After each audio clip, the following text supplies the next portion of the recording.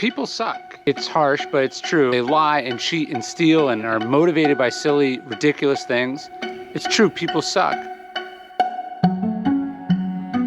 A philosopher isn't someone who just retreats to their books, that lives in a fantasy world of ideas. A philosopher to the Stoics was engaged in everyday life, was around people. Marcus Aurelius says, be good to people, be patient with them. He says, people are our proper occupation. I've now written 10 books about ancient philosophy. I've been lucky enough to speak to everyone from the NFL to the NBA, sitting US senators and the US Special Forces. There's no separating philosophy from people big and small. So in today's episode, I wanted to give you some Stoic rules, some Stoic lessons for getting the most out of the people around you and not letting other people and the crazy, annoying things they do get to you.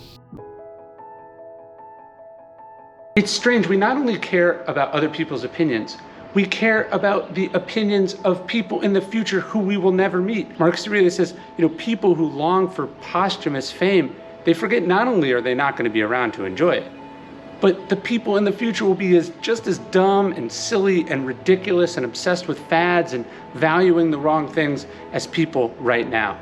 So what matters is what you think. He says we love ourselves more than other people, but we care about their opinion more than our own. It's insane. You know what's right. You know what you value. You know what's important. You know what your principles are. That's what you have to measure yourself against. What you're capable of, what you're trying to do. External approval, external validation, external results, that's secondary. How many views this does, that's not important. Did I say what I wanted to say? Did I do what I wanted to do? Did I bring my best self to it? That's what matters. Marcus Aurelius, he says, when you wake up in the morning, tell yourself who you're going to meet.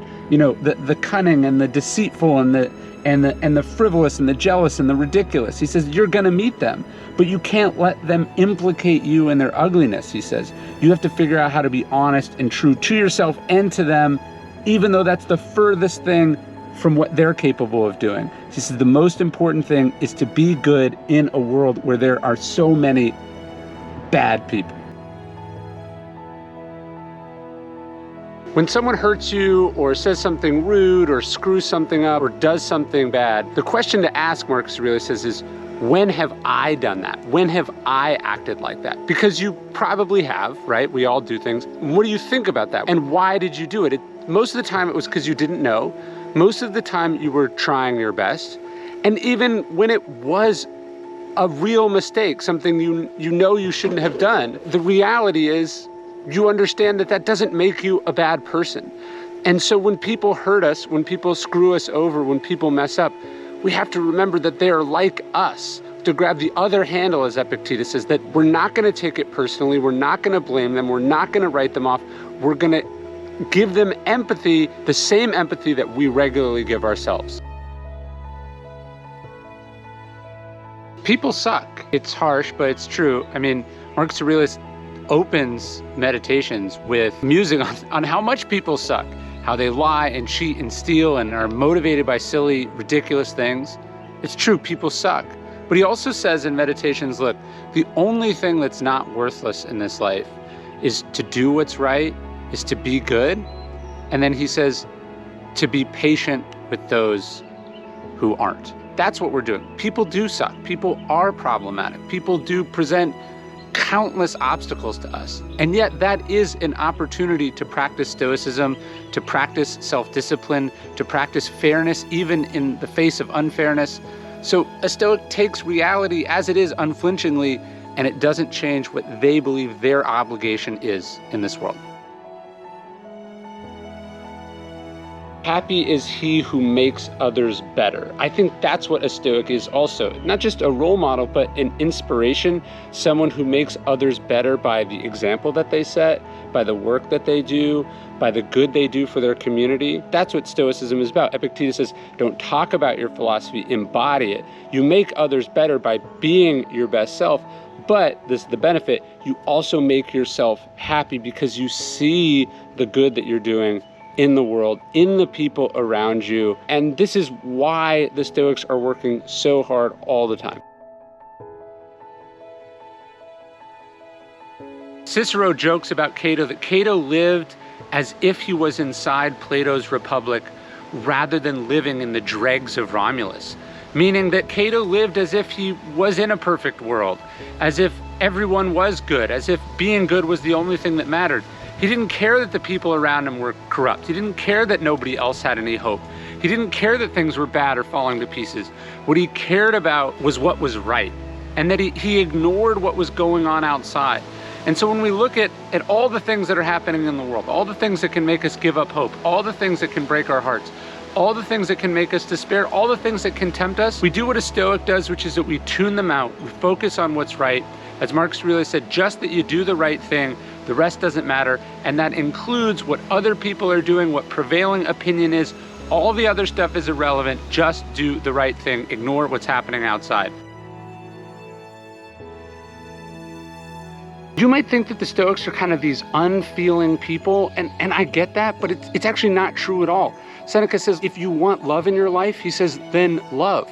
Marcus Aurelius says that he learns from one of his mentors to be free of passions, yes, but full of love. Do you have affection for other people? If you want to feel good, if you want to be loved by other people, it's about what you put out in the world. As the Beatles say, it's about the energy you put out in the world, because ultimately that's what you control. If you want to feel better, don't go expecting other people to validate you, other people to give you what you want. Give what you want. Marcus Aurelius says, if you want to feel good, do good. If you want to feel loved, put love out in the world, put affection out in the world. See everyone you meet, as Seneca says, as an opportunity to practice kindness, and the rest will take care of itself, I promise. There's a great line, comparison is the thief of joy. It comes to us from Theodore Roosevelt. When you compare yourself to others, you feel like you have less, feel like you are less. And in Meditations, Marcus says, think about how silly it is that we envy people without really thinking about who they are and what their lives are like. And then he says, think about all the people that are envious of you. Think about how you yourself would be envious of yourself if you suddenly didn't have what you have and you were someone else, right? The idea for the Stoics is to do these kind of thought exercises to combat these emotional impulses or temptations we have, or destructive thought patterns. Like, you don't need to be jealous of other people. First off, because other people are probably jealous of you, and you'd be jealous of yourself if your situation was different. So the idea of just being satisfied with what you have, of accepting what you have, of letting what you have be enough, that's everything. As Epicurus says, quoted by Seneca, enough will never be enough for the person to whom enough is too little.